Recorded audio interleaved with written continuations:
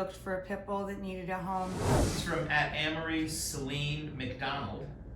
Isaboo, why the name? What's the story?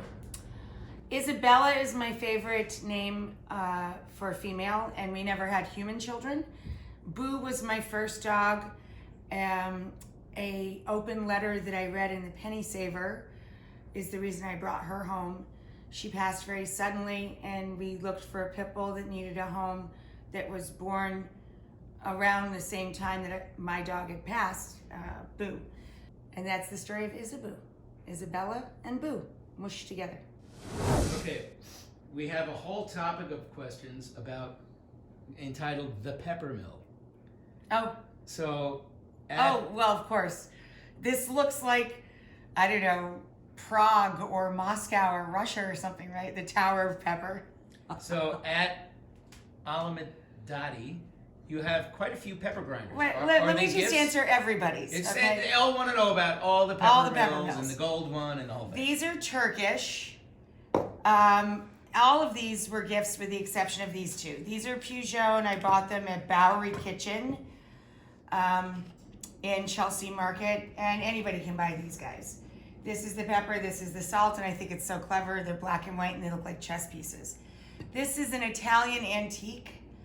I think my husband bought it for me. Did you buy me that from John Darien? I know it came from John Darien, and it's an antique. Did you lift up those This little one. short ones because they're not in the shot? And no, I just lifted Here, up let me lower it. Oh, there you go. the Turkish. These are Turkish.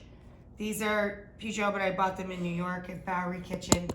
And this is an Italian antique from John Darien. This is from Vermont. And this is one of mine from my own line. And that's all of the pepper mills. Quite a few. It's fun though. It looks like a landscape, doesn't it? Of domes and stuff. Like I said, like St. Petersburg or something. I don't know. @Swagger Amanda. All right, Amanda's got some swagger going on. I've cut myself many times while I cook. Have you had any accidents cooking? Please, anyone who works in a kitchen for in my case 40 years, of course, you cut yourself, you burn yourself. Generally speaking, you're supposed to curl your fingers over like a little cat paw. Keep the knife, your chef knife, tilted a little bit away from your body.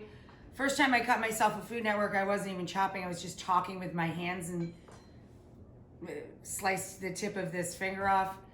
I've cut and burned myself 1,000 times. It's just one of the laws of averages when you work around flames and sharp objects your whole life. But most of my friends that love to cook and or my accident-prone friends, yeah, we all have.